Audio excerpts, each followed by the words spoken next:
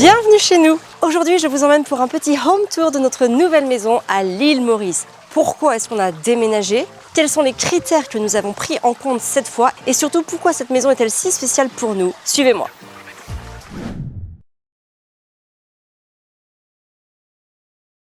Avant de commencer la visite, j'ai une petite surprise pour vous. J'ai créé un guide spécial intitulé les 10 hacks pour arrêter de crier sur ses enfants. Ce guide vous donne 10 astuces concrètes, faciles à mettre en place pour retrouver plus de calme et de sérénité à la maison et surtout pour éviter d'élever la voix.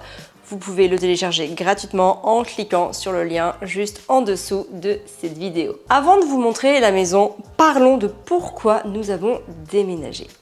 Notre première maison à l'île Maurice était magnifique, mais au bout d'un an, on a réalisé qu'elle ne correspondait pas à nos attentes en matière d'environnement. Alors pour la petite histoire, il faut savoir qu'avant d'arriver à Maurice, on s'était déjà positionné sur une maison grâce à une visite virtuelle en ligne. Lorsqu'on a visité cette maison en vrai à notre arrivée sur l'île Maurice en septembre 2023, on a découvert qu'il y avait un chantier juste derrière cette maison et nous n'avons pas pris le risque d'y vivre parce que pour nous, le calme et la tranquillité sont fondamentales. On travaille tous les jours depuis la maison, on enregistre des contenus en ligne et par conséquent, on a vraiment besoin de calme. Donc, on avait repris nos recherches et trouvé une magnifique villa à Pointe-au-Piment. Elle était grande, spacieuse, lumineuse, mais à 300 mètres de la résidence dans laquelle on était, il y avait un chantier qui s'est mis en place, un projet d'une résidence de 120 maisons à construire. Alors le chantier a été pas mal à l'arrêt durant cette année, mais lorsqu'il a repris de plus belle en début d'année 2024, on a sérieusement commencé à envisager un déménagement parce que le bruit était non-stop. Le bruit des camions, de l'extraction des pierres et puis la poussière aussi. On était loin de l'environnement calme que nous recherchions. Et c'est ainsi que, vers début mai 2024, on a pris la décision de déménager. Pour choisir notre nouvelle maison, on a posé nos critères sur le papier. Ces 8 premiers mois à Maurice ont été très formateurs parce qu'ils nous ont permis de comprendre le fonctionnement logistique à Maurice et pour le coup, c'était plus facile pour nous de définir avec précision nos critères de sélection. Par exemple, dans le nord de l'île, les écoles internationales sont centralisées au niveau de Mapou et il y a des bouchons le matin parce que tout le monde va au même endroit. Donc pour nous, c'était essentiel de se rapprocher de l'école. Ce critère nous a permis de barrer plusieurs villages sur la carte comme Pointe-au-Piment, Trou-aux-Biches, Cap-Malheureux, Grand-Gaube, qui étaient trop éloignés de l'école. Ensuite, on a pris en compte les embouteillages. Certains villages nous semblaient trop denses comme Père-Hébert, Grand-Bay. On les a donc vite oubliés aussi. Et puis, je voulais aussi quelque chose qui se proche d'un supermarché pour faire les courses parce que à 5, on a vite fait de retourner faire le plein de fruits et légumes. Donc, j'ai barré des villages tels que Calodine et Petit Raffret qui me semblaient trop éloignés d'un centre commercial. Alors, il existe des mini-surfaces pour se réapprovisionner, mais je dois avouer que je suis assez exigeante au niveau des courses et je cherche souvent des produits pointus tels que le lait de soja, le sarrasin, la farine de sarrasin, les lentilles corail, les fruits et légumes en agriculture raisonnée, le skyr, etc. Tous ces produits sont plus facilement trouvables dans des plus grandes surfaces. Et enfin, dernier critère important, je voulais être proche de la mer. Et oui, pour moi, Maurice, c'est quand même la plage, les cartes postales. Donc, j'ai barré les villages de Mapou, Piton et Saint-Antoine. Donc, pour faire simple, il me restait plus que 2 villages pour rechercher un logement. Il y avait Pointe-au-Canonnier et Montchoisy. Ce sont ces 2 villages qui réunissaient tous mes critères de sélection. Proche de l'école, proche d'un supermarché correct, proche de la plage. Restait à trouver dans ces villages une maison à l'environnement calme et au loyer raisonnable. À savoir, pour notre ancienne villa, on était à 110 000 roupies par mois, ce qui est à peu près 2150 €. Je voulais quelque chose de moins cher parce que mine de rien, c'est pas de l'argent investi. Donc c'est un décaissement qui mobilise de la trésorerie qui pourrait être utilisée pour de l'investissement. Voilà, vous savez tout ce qui m'a animée pour me lancer dans les recherches d'une nouvelle maison. Dans un instant, je vais vous faire visiter celle que nous avons choisie. Je vous expliquerai aussi comment nous avons fait pour l'obtenir et bien sûr le prix de notre loyer. Mais avant ça, je vous fais part d'un petit conseil. Si vous décidez de vous expatrier, ne commencez pas par rechercher la maison de vos rêves. Trouvez un logement fonctionnel et pas trop cher que vous pourrez garder une première année parce que durant cette première année à vivre dans un nouveau pays, vous allez comprendre le mode de fonctionnement, les enjeux, vous allez repérer les centres d'intérêt et puis vous allez affiner vos critères en fonction de votre organisation. Allez, assez parlé, je vous fais visiter. On est dans une résidence sécurisée et avec un gardiennage 24 heures sur 24. Et comme vous pouvez le voir autour de moi, tout est déjà construit, ce qui veut dire qu'on est bien au calme.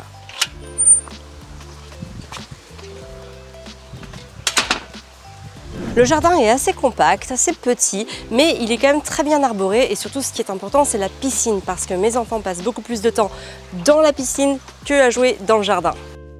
Alors ici on est dans la salle à manger. J'adore cette salle à manger parce qu'elle nous permet de pouvoir manger dehors en toutes circonstances puisque c'est entièrement couvert. Il fait beau à l'île Maurice bien sûr, il fait beau et chaud, mais il pleut aussi souvent donc c'est vraiment important si on veut pouvoir manger dehors d'avoir un endroit abrité. Dans notre ancienne maison, c'était pas abrité, il y a énormément de fois où on a dû manger à l'intérieur parce que sinon on prenait l'eau tout simplement. Nous voici dans le salon, j'adore ce salon parce qu'il est extrêmement lumineux, on a cette grande ouverture d'un côté et cette immense ouverture de l'autre qui s'ouvre entièrement et qui donne sur la piscine, ce qui veut dire que même si je m'assois, que je lis un livre, que je fais quelque chose et que les enfants sont dans la piscine, on est ensemble, on peut parler, on est vraiment à proximité. On a ramené bien sûr notre magnifique tapis de Turquie qui a aussi été mon cadeau d'anniversaire pour mes 40 ans. Bref, vous voyez, c'est très lumineux, c'est très spacieux, c'est aussi très minimaliste. J'ai pas voulu d'une décoration trop chargée. Il faut savoir qu'ici à Maurice, les meubles et la décoration sont déjà dans la maison quand vous la prenez en location, en tout cas pour la majorité des logements. Donc voilà, j'ai ramené ma petite touche avec mes petites fleurs et mes petits bougeoirs, mais hormis ça, le reste était là et j'avoue que ça me plaît, c'est tout à fait à mon goût. Comme vous avez pu l'apercevoir, voici la cuisine qui est attenante au salon puis à la salle à manger. Elle est très fonctionnelle, j'avoue que je suis pas une grande cuisinière, c'est pas là où je passe le plus d'heures dans ma maison, mais voilà, elle est bien éclairée, encore une fois elle a une proximité avec le salon, donc si on a des convives, c'est facile même qu'ils s'assoient au bar, ça je trouve ça hyper important. Quand on reçoit, on peut préparer des choses et être quand même dans la conversation, que les gens soient au salon ou qu'ils prennent place autour du bar, ça c'est vraiment quelque chose que j'adore dans une cuisine. Quand on quitte la cuisine, on se retrouve dans cette pièce qui fait figure de hall parce que finalement la porte d'entrée est ici, même si on rentre officiellement par l'autre côté. Et donc ici, on a le bureau de mon Fabien, mon mari. Je vous montrerai où moi est-ce que je travaille. Et on a aussi une machine à laver qui est bien cachée. Et voilà, il n'y a pas de place perdue dans cette maison qui est hyper fonctionnelle. Alors toujours sur cette même pièce, donc le hall, on a l'entrée officielle qui mène sur une arrière-cuisine, en tout cas un point d'eau extérieur avec l'endroit où j'étends le linge. Et ce qu'on appelle aussi des toilettes invitées, puisqu'en fait vous allez voir que notre salle de bain à nous, Fabien et moi, avons nos propres toilettes et en haut pour les enfants il y a aussi des toilettes. Voilà notre chambre que j'adore parce que déjà d'une, le lit est hyper confortable et aussi on donne sur la piscine avec cette grande baie vitrée. Ce qui est génial, j'adore les maisons où la chambre principale donne sur le jardin. C'est aussi ici que j'ai installé mon coin bureau, juste devant la piscine avec l'horizon, les palmiers, les fleurs, etc. Je m'y sens énormément bien et pour dormir et pour travailler. Nous voici dans la salle de bain attenante à la chambre principale, donc c'est ma salle de bain avec Fabien. Je l'adore parce qu'elle est lumineuse, d'ailleurs elle est tellement lumineuse que je pense que je suis en contre-jour. Mais en gros, voilà, elle est hyper agréable pour se préparer. Il y a aussi un toilette personnel pour le coup, double vasque, douche, voilà, elle est... C'est une salle de bain classique, mais très agréable. Venez, on va poursuivre la visite en haut.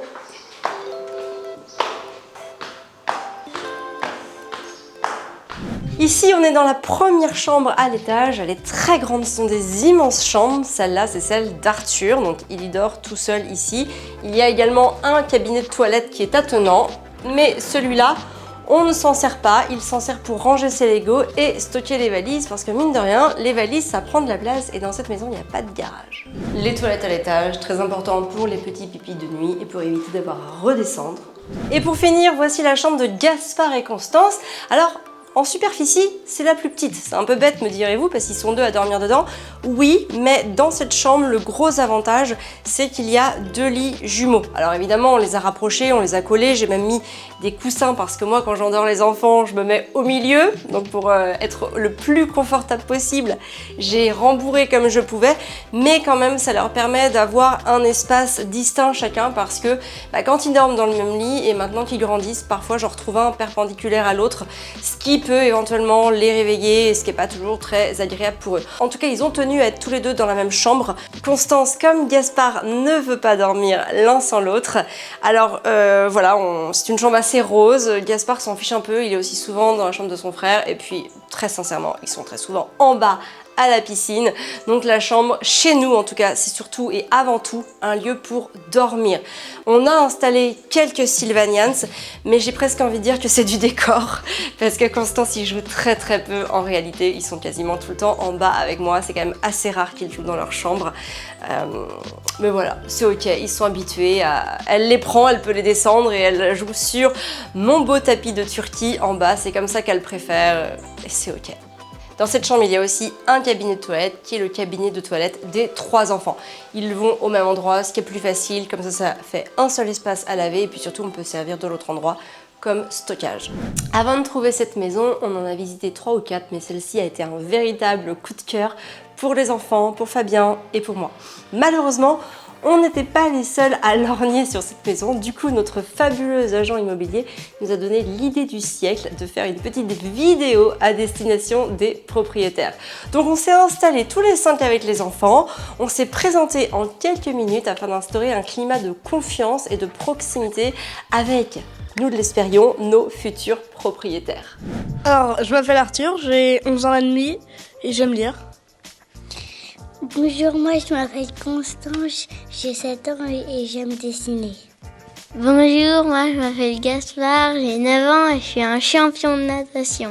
Donc par notre métier, on forme les parents à améliorer la relation avec leurs enfants. Moi je suis éducatrice Montessori de formation et pour nous c'est très important de prendre soin de notre environnement. Peu importe où on vit, on fait très attention à ce que ce soit rangé, ordonné et propre pour que l'on puisse vivre dans un endroit qui nous inspire et dans lequel on se sente bien. Je suis intimement convaincue que cette petite vidéo a fait une énorme différence et nous a permis d'être choisis pour la maison. Avant de vous quitter, je vais tout de même vous révéler le prix du loyer de cette maison. Donc nous sommes à 90 000 roupies, soit environ 1750 € par mois, ce qui fait donc 400 € de moins par rapport à notre villa précédente. J'espère que ce home tour vous aura permis de passer un bon moment. N'oubliez pas de télécharger le guide des 10 hacks pour arrêter de crier sur ses enfants dans la description de cette vidéo. Et comme d'habitude, likez la vidéo, abonnez-vous à ma chaîne pour plus de contenu sur la parentalité. Je vous dis à très vite et d'ici là, prenez bien soin de vous et de vos rêves pour pouvoir prendre soin de vos enfants. Je vous embrasse.